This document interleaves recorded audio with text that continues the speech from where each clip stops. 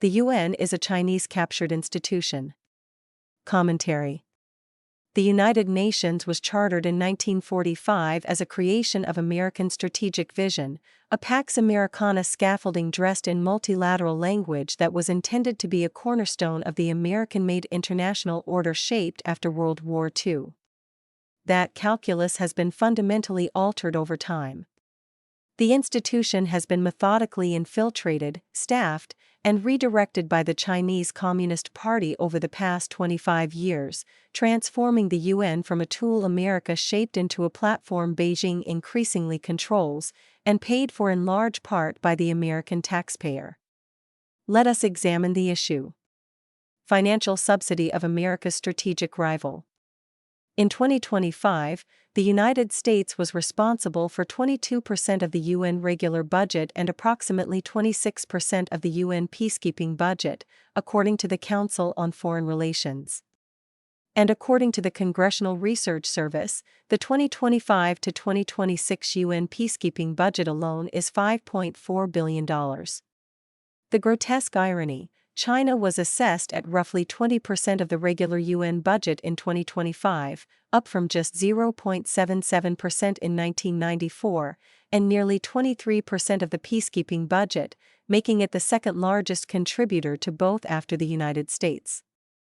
While China grew its financial footprint and bought influence accordingly, the United States simultaneously funded the organization China is using against American interests.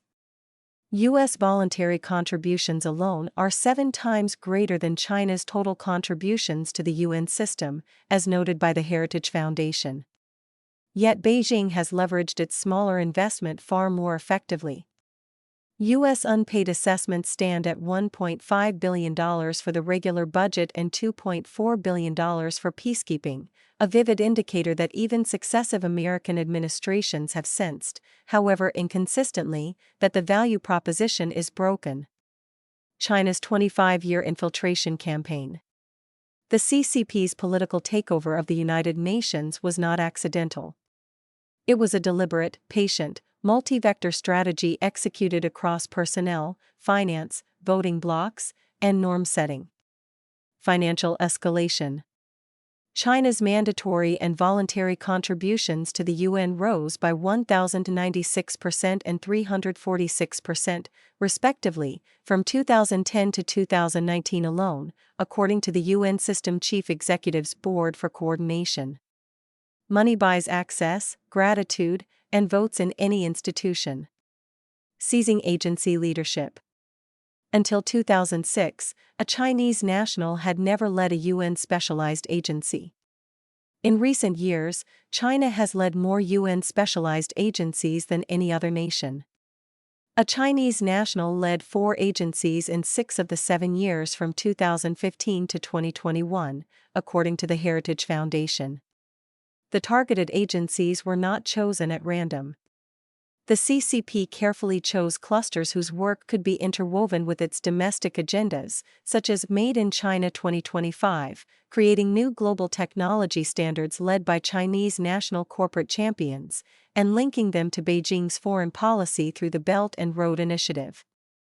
The International Telecommunication Union has had a Chinese representative serving for 2 terms, ensuring that Huawei standards are embedded in sparsely penetrated markets across Africa, the Pacific, and Southeast Asia.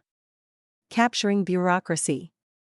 The Lowy Institute points out that Chinese officials have led the UN Department of Economic and Social Affairs since 2007, with diplomats noting that DESA is a Chinese enterprise, everybody knows it and everybody accepts it.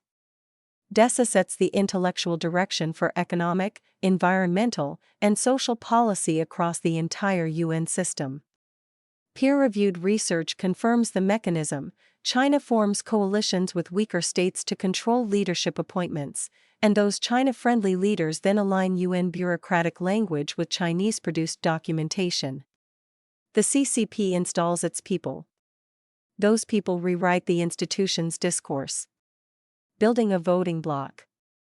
China wields significant influence in the Group of 77, a grouping of 134 countries comprising almost 70% of all UN members.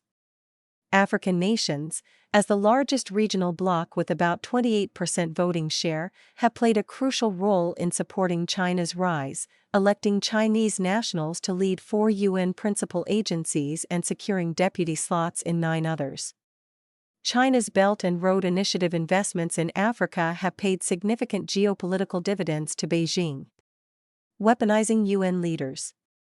According to the Center for Strategic and International Studies, Beijing has cultivated UN leaders, including Secretary-General Antonio Guterres, to promote the Belt and Road and integrate it with the UN's Sustainable Development Goals. UN leaders have effectively become a marketing vehicle for Chinese geopolitical infrastructure. UN Security Council, a Chinese-Russian anti-US veto bloc. All 9 of China's formal Security Council vetoes in the past decade were cast in tandem with Russia. The two established a functional diplomatic counterbalance against the United States, UK, and France, leaving the 3 Western powers effectively powerless, and the China-Russia alliance has only hardened as a result of the Russo-Ukrainian War. China has blocked US-backed resolutions on Syria, Venezuela, North Korea, Burma, and Zimbabwe, using sovereignty and non-interference as cover for protecting regimes serving Chinese interests. Most recently, on April 7, China vetoed a resolution drafted by Bahrain that would have authorized countries to use military force if necessary to open the Strait of Hormuz for the free flow of shipping and commerce. China leverages its P5 position by threatening vetoes to water down resolutions it considers unfavorable, including resolutions against North Korea and Iran. Every time the United States has sought to use the Security Council as a pressure tool, it has had to seek Chinese permission first. Human rights and norm reengineering. An oft-stated CCP goal is to replace the American-designed international order with a new Chinese-dominated world order. A Chinese strategy to help achieve that is the systematic degradation of the UN human rights system. A UN whistleblower alleged China's use of intimidation, bribery, and document editing to remove unflattering facts about COVID-19's origins and Xinjiang abuses. Despite its abysmal human rights record, China has been re-elected to the UN Human Rights Council numerous times and sits in judgment of other nations while running its own concentration camps. At the deepest level, Beijing seeks wholesale reform of global governance, what Chinese leader Xi Jinping calls a new type of international relations, amounting to a systematic effort to undermine U.S. global leadership as the rivalry intensifies.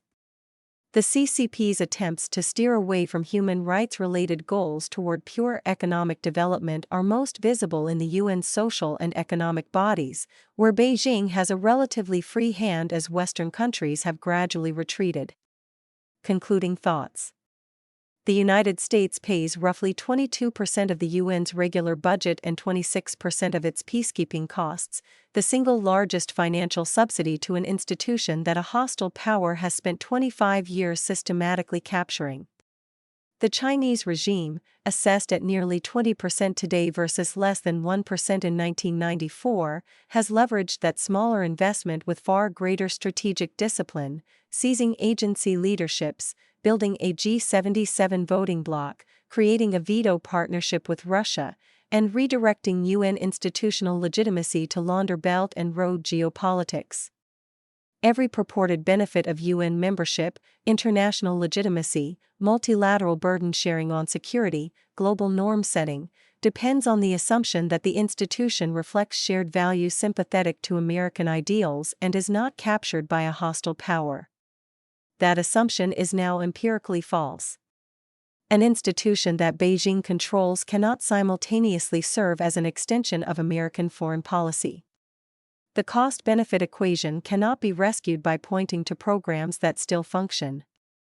The question is who controls the overall direction, and the above summary is unambiguous about the answer. Finally, from a pure America First standpoint, the United States is the majority financier of its own strategic containment. The logical conclusion is straightforward: continued full-spectrum U.S. support for the United Nations as currently constituted subsidizes CCP power at American expense. The UN must be fundamentally restructured or terminated accordingly.